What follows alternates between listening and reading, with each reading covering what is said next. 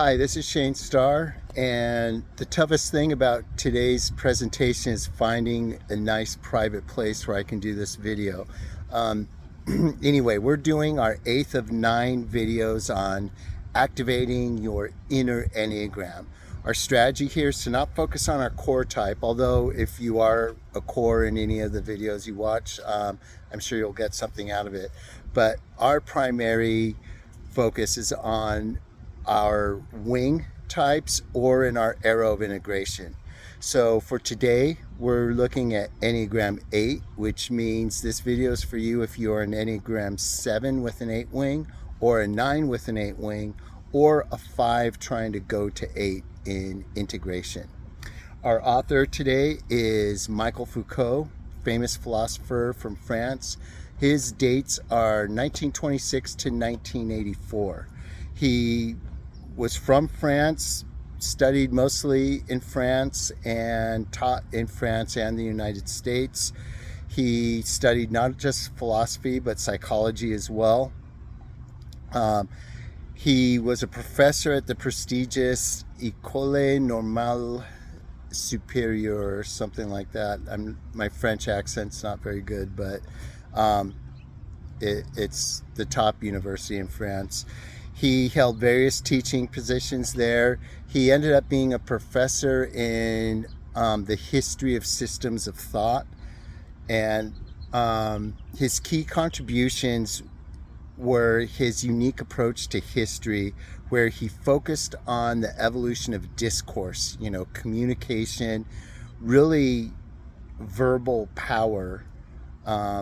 When I think of knowledge as being power, I think a lot of Foucault and how knowledge is sort of like not just social capital, but it can turn into monetary capital as well.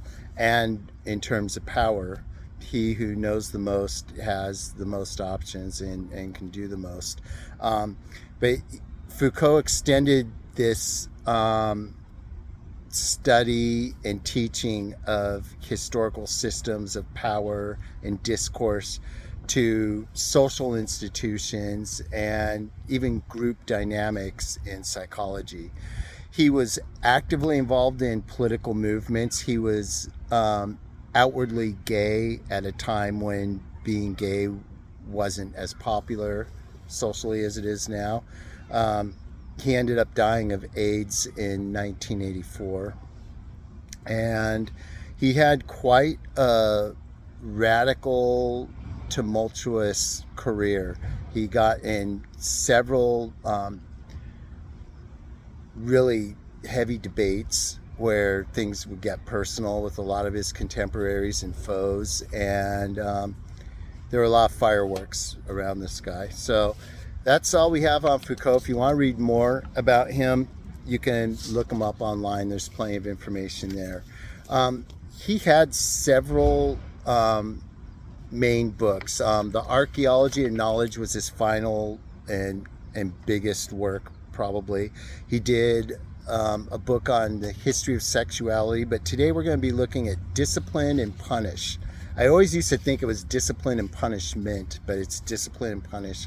And this book analyzes the historical shift in punishment practices from public displays to all the way down to familial discipline and methods of surveillance as a means to control either inmates or office workers or anything like that. So before we go too much further, I want to look at Foucault's work through the lens of Enneagram 8. So let's look at what an 8 in health looks like. Phil, Personality Types by Riso Hudson. This is, I have several Enneagram books. This is the one where I like for this task. I use different books for other ones. But for this, a healthy 8 is self-assertive, self-confident, and strong, able to stand up for what they need and want, a resourceful, can-do attitude and passionate inner drive, decisive, authoritative, and commanding, the natural leader others look up to, They take initiative, make things happen, champion people, providing, protective, and honorable. They carry others with their strength. At their best, they become self-restrained and helpful, merciful, forbearing, and mastering the self through their self-surrender to a higher authority. They are courageous, willing to put self in serious jeopardy to achieve their vision and to have a lasting influence. And they may achieve true heroism and historical greatness. What a cool type. What a great type to be if you're one of these. Notice this didn't say anything about lust or intensity. Now, we could talk about those mostly in average to unhealthy type 8s, but a type 8 who's mature and good health is going to have that natural leadership, like a protector, someone who lets you know, hey, things are going to be okay, I got this, don't worry about it, and they exude that confidence outward, all right? And we're going to see through Foucault's work how one can be in an unhealthy environment but have an influence on it and wield the power to actually change it. So here we go. In Discipline and Punish, Foucault argues that modern punishment, unlike pre-modern punishment, focuses less on physical pain or consequences and more on controlling behavior and shaping individuals through systems of surveillance and normalization. I think this is so true from a common sense standpoint. One doesn't even need an argument to hit that point home. I mean, especially the normalization part. I think of contemporary office life, and we just have unwritten rules, what's okay, what's appropriate, what's not, what you can say, what you can't say. He introduces this concept, it's hard to pronounce, panopticon. It's basically a fancy name for surveillance. It shows that when people feel like a camera's on them, they're under surveillance, they behave better. And that leads to self-discipline. So it's kind of like delegating discipline. Instead of the boss having to walk around and keep everyone in line, the camera does it for them. And there we have another, a system of social control. And when we think about 8s, we do think of control. And there's more than one way to control someone. It doesn't have to be through physical power. It can be through other means of power, like this panopticon surveillance model. So some more on this work. Foucault goes a great deal in making a contrast between pre-18th century punishment, which was characterized by public torture, executions, with the modern system of prisons where, some homeless people prefer to do something that'll get them thrown in prison because it's a better way than being on the streets. And he takes this all the way through normal work, jobs, and employment, and different environments where these same sort of disciplinary measures are taken on employees. Okay, so it's taken brute force, and it has evolved, the world has, to this different type of, it's discipline instead of punishment, basically. He argues that discipline is a form of power that operates not just through force then, but also through subtle mechanisms of observation, normalization, and the creation of basically docile bodies. We just do what we're supposed to do because the camera's watching us, co-workers are watching us. We're not going to step out of line. No one wants to get in trouble. And again, I want to emphasize that this, on the surface, it's about prisons and punishment and stuff like that. But again, Foucault shows how this principle operates in schools, hospitals, all kinds of institutions, and, even office dynamics. Social power in the modern age has become more important than physical power. And when I think of that and I combine it with Enneagram 8, I think of how much the leadership and delegation of tasks works in alignment with a healthy Enneagram 8. I think about office dynamics, social power. We rarely associate Enneagram 8 with extroverted feeling, but even if you've never done that before, I'm asking you now, think extroverted feeling and combine it with Enneagram 8, and what do you get? You get the modern day picture of power and how it works in various institutions. This sort of pressure to do everything, the way we do it here. And it's like a culture. And it's, if you look at from the outside looking in, or from being oppressed or being on the outs at work, it's just as oppressive as the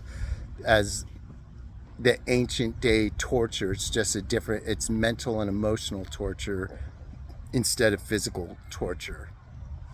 So what does Foucault advocate in the overall system of power made up of all these little microsystems? We can't stand alone against systematic oppression. Foucault said this about his own struggles with the LGBTQ community and gaining acceptance. He talks about it in the office place, in prisons and hospitals and schools. If you stand alone, you get crushed, but still we have to fight to overcome it. But none of us is an island. Fighting alone will get ourselves smashed. So what do? We have to collectively make an effort to change from within. And this is for lack of a better analogy, I would say you have to attack these systems not straight on, not head on, but through integration, like a virus. You get in, you get like-minded people, and from there you make small micro changes that all add up to major change. So then, to defeat oppressive systems, people have to come together, invade the structure like a virus, gently shaping the culture from within. And what does this look like in the real world? We adjust to the culture enough to gain credibility, and then from there, once we have our piece on the board, then we can start playing chess with it. We move up, we make calculated changes, we know what battles to fight, what battles to avoid. You make strategic micro steps, moving your way up the ladder, moment by moment, because we never know when these opportunities will reach us, just like Foucault would say. So a lot of this can be related to Enneagram 8, but not in the way we normally see 8s. When we see 8s in the typology community, we think intensity, lust, being too much for people, power in the oppressive sense. But true power knows other ways to manifest itself than pure oppression. It can take the Foucault strategy by assimilating into a culture before shifting its direction as a whole. So how do these positive changes look on the individual level? How can you unlock your inner Enneagram 8? In doing so, we want to look at the key. The key idea here in Foucault's work, and it also serves to differentiate the healthy 8 from the unhealthy 8, is discipline.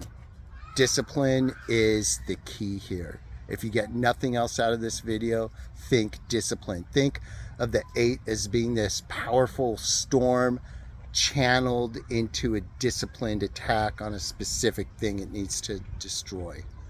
And depending on your environment, there's different ways to do that. So let me give you a few quotes of Foucault's, and think Enneagram 8 as you're listening to these. Discipline is the bridge between goals and accomplishment. Discipline equals freedom. Discipline is remembering what you want. Without discipline, life becomes overly chaotic. Success is nothing more than a few simple disciplines practiced every day. Now, punishment, on the other hand, that's what you do to someone. Discipline is what you do for someone. Punishment is justice for the unjust. Discipline is a means of justice for the just. The first and greatest punishment of the sinner is the consciousness of sin, but to be disciplined is to be less sinful, if not sinless. Okay, so think about having that power, in that inner 8 Enneagram of intensity, but channeled with discipline. And that's when you can make things happen. So what does a healthy 8 look like? And Foucault points us in the right direction. Let's make it a little more specific. To unlock your inner Enneagram 8, you're going to be more decisive and action-oriented. Don't be afraid to take charge and make decisions, especially in challenging situations.